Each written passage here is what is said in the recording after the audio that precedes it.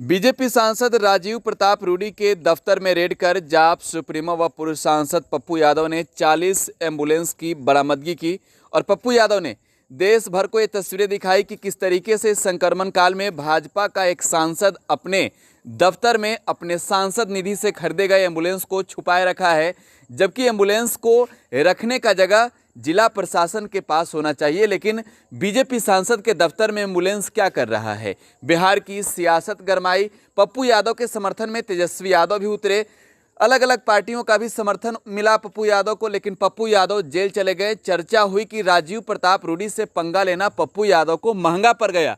पप्पू यादव की गिरफ्तारी 32 साल एक पुराने मामले में हुई। हालांकि पटना पुलिस ने जब पप्पू यादव को गिरफ्तार किया तब कहा गया कि पप्पू यादव को लॉकडाउन उल्लंघन के मामले में गिरफ्तार किया गया है, लेकिन पप्पू यादव को 9 घंटे के बाद मधेपुरा पुलिस के हवाले किया गया। 32 साल पुराने एक मामले में चर्चा भी खूब हुई कि पप्पू यादव को फंसाकर नीतीश कुमार ने जेल भेजा है।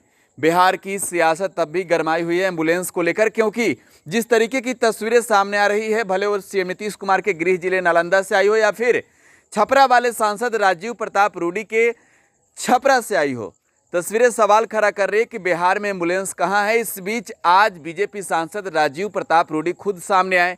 रूडी ने पप्पू यादव पर कई बड़े आरोप लगाए। पप्पू यादव की क्राइम हिस्ट्री लेकर बैठे थे। कई संगीन आरोप राजीव प्रताप रूडी ने लगाए। अपने सफाई में राजीव प्रताप रूडी भूल गए कि इससे पूर्व उन्होंने क्या बयान दिया था, लेकिन इसको लेकर अब घेरा है पप्पू यादव की पत्नी व पूर्व सांसद रंजीता रंजन ने। पप्पू यादव की पत्नी रंजीत रंजन कांग्रेस की नेत्री है, सुपौल की सांसद रह चुकी है, बिहार के सियासत को बखूबी जानती है। रंजीत रंजन गरमाई हुई है। पप्पू यादव की गिरफ्तारी के बाद पटना आई और कहा कि सेवा कार्य जारी रहेगा। बीजेपी सांसद राजीव प्रताप रूडी और मुख्यमंत्री नीतीश कुमार को तो यहां तक कह दिया था रंजीत रंजन ने कि अगर पप्पू यादव पॉजिटिव हुए तो याद रखना मेरा नाम रंजीत रंजन है। सीएम हाउस से निकालकर चौराहे पर नहीं खड़ा कर दिया तो मेरा नाम रंजीत रंजन नहीं। लेकिन अब जब राजीव प्रताप रूडी प्रेस कॉन्फ्रेंस कर रहे हैं तो रंजीत रंजन क्या कुछ कह रही है, आप जरा सबसे पहले वो देखिए। रूडी जी, पीएम नरेंद्र मोदी जी, अमित शाह जी, नीतीश जी ने 8 दिनों तक आपसे तैयारी करवाई, लेकिन आपके कमजोर तथ्यों को देखकर आपको अकेले प्रेस कॉन्फ्रेंस करने भेज दिया। बीजेपी के आप बड़े नेता हैं। कल पटना के पारस हॉस्पिटल में कोरोना मरीज के साथ बलात्कार हुआ है, उस पर भी तो 2 शब्द बोल देते।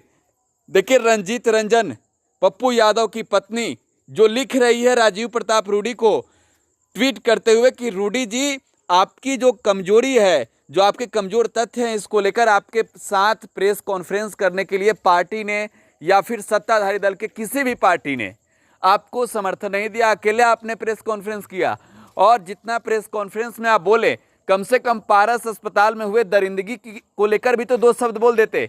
यह वही रंजीता रंजन है जो बिहार आने के बाद नीतीश सरकार पर बरस रही है, बीजेपी पर बरस रही है, लेकिन रंजीत रंजन के निशाने पर राजीव प्रताप रूडी है। राजीव प्रताप रूडी की बखिया तो पहले दिन ही उधेरा था और अब रंजीत रंजन कह रहे हैं कि आपका साथ सबों ने छोड़ दिया। भले ही आप प्रेस कॉन्फ्रेंस कर रहे हैं, लेकिन अकेला प्रेस कॉन्फ्रेंस कर रहे हैं। इन तस्वीर को लेकर, रंजीत रंजन के बयान को लेकर फिलहाल सियासत गरमाई हुई है।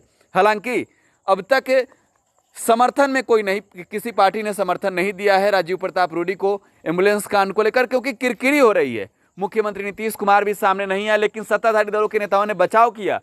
लेकिन जब पप्पू यादव की गिरफ्तारी हुई तब चौतरफा कार्रवाई की मांग होने लगी राजीव प्रताप रूडी पर। सत्ता पक्ष के लोग भी समर्थन में उतरे, जीतन राम मांझी समर्थन में उतरे, मुकेश सहनी समर्थन में उतरे और ताबड़तोड़ ट्वीट किए। लेकिन पप्पू यादव को पुलिस ने 32 साल पुराने मामले में जेल भेजा है। रंजीत रंजन गुस्से में है, गरमाई हुई है राजीव प्रताप रूडी पर।